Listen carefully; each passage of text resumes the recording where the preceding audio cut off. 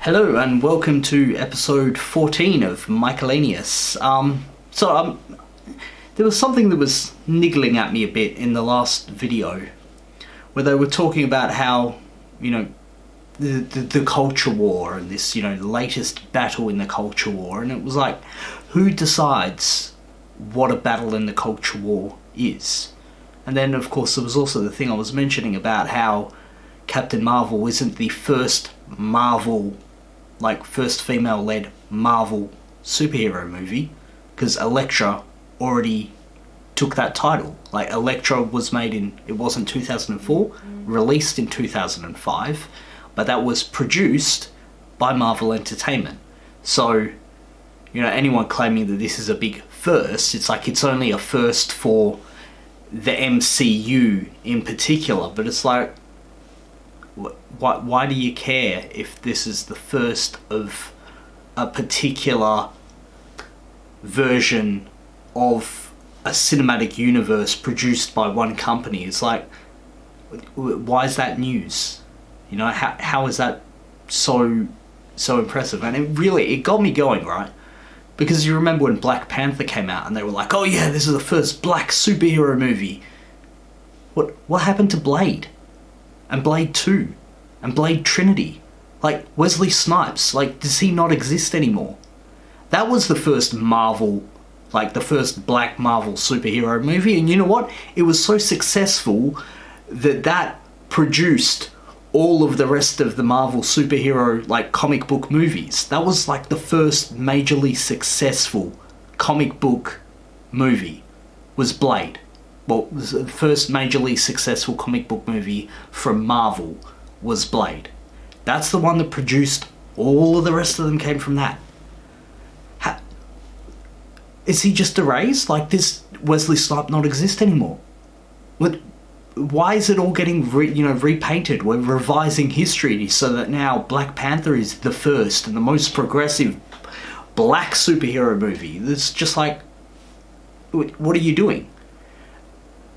It just bugs me. And it's like, how come you're making such a fuss about this one particular movie? What about Resident Evil?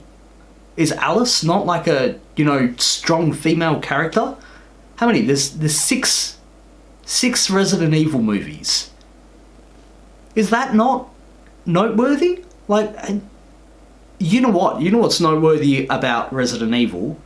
It is the only video game adaptation movie where each movie has made more money than the last. They more and more successful each time. 6 movies and each one of them has made more money. That's bloody impressive. How come no one wants to talk about that? What about Underworld?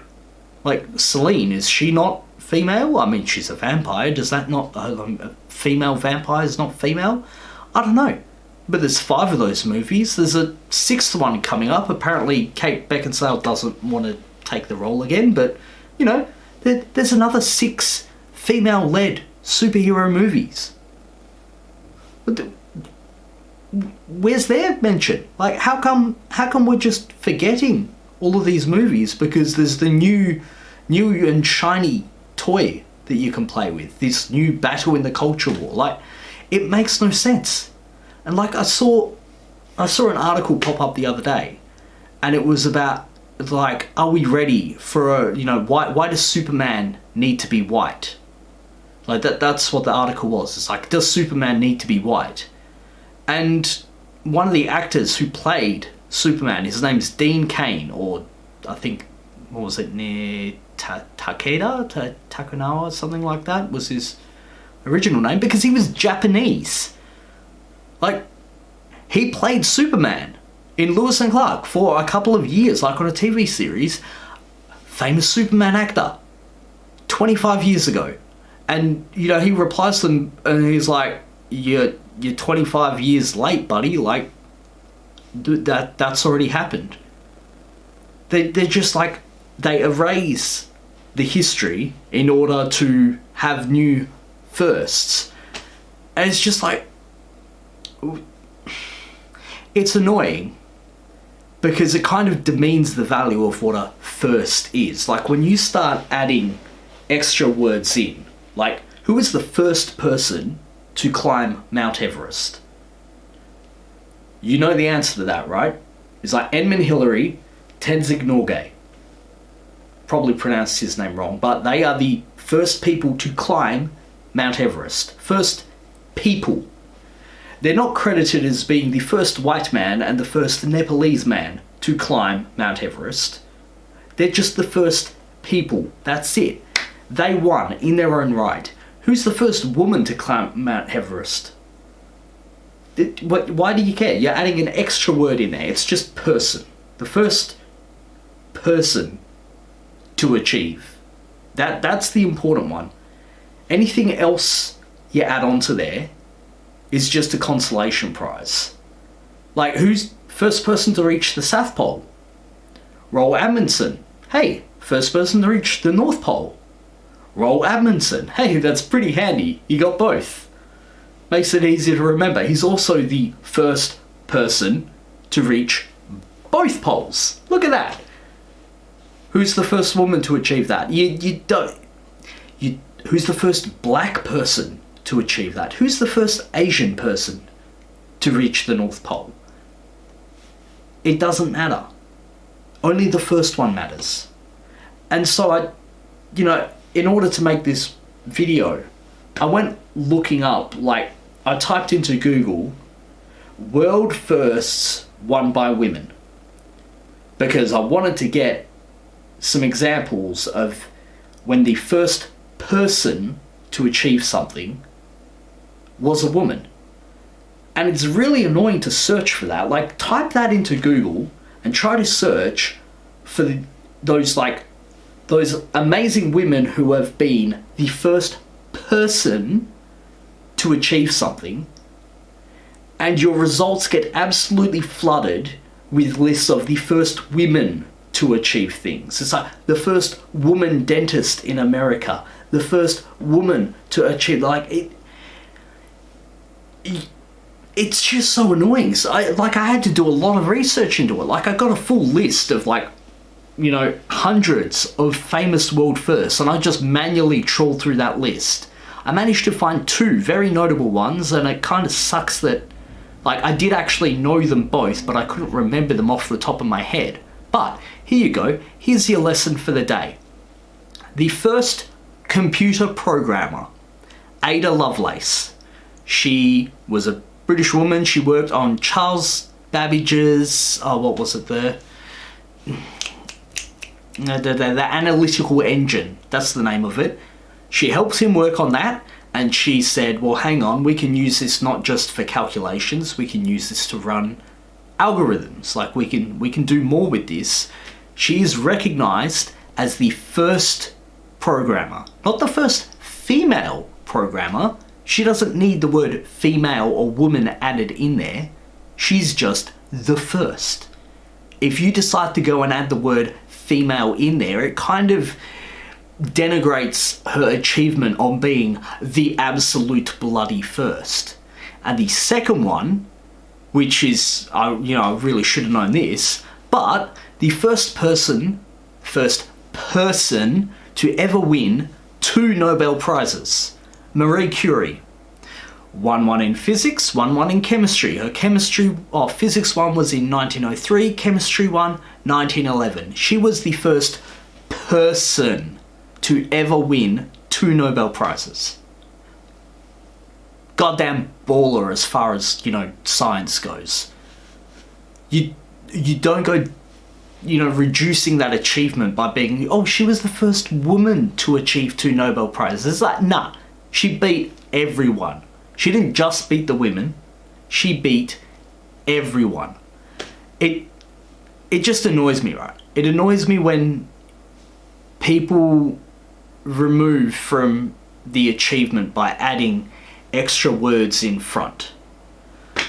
I'm half British, half Croatian, and I'm born in Australia. I'm pretty sure if I go looking through the records of people who've done things, I can find at least, 20 different world records that have not been achieved by a half British, half Croatian Australian. And I can go there and I can just go, hey, Bam, done. Do it on a guided tour. How many half British, half Croatian Australians have sailed around Australia? Well, I don't know, maybe none have. And if none have, I can just, jump on a P&O cruise, whoop, go around, go over to, head over to the Guinness Book of World Records and be like, I am the first half British, half Croatian Australian to circumnavigate Australia. And they'll be like, well, yeah, but who the fuck cares? Why does anyone care about that? And it's like, I saw this back in January. It was going on about, how come King Bungaree isn't recognised? He was the first Aboriginal person to circumnavigate Australia. It's like, Matthew Flinders was the first person to circumnavigate Australia. He was the captain of that ship. He was the one who went around. You don't care about who the midshipman was on that ship. You don't care about who the scullery guy was. The only person you care about is the main person, the captain, the navigator, Matthew Flinders. He's the first to circumnavigate Australia. Done. Everyone after that, that's second place, or third, or fourth, or whatever. And it's so annoying because King Bungaree, he's the first Australian to circumnavigate. That doesn't matter. That inconsequential. He has his own first. He's the first person ever recorded as having his nationality as being Australian. He is the first legitimate Australian. On paper. That's it.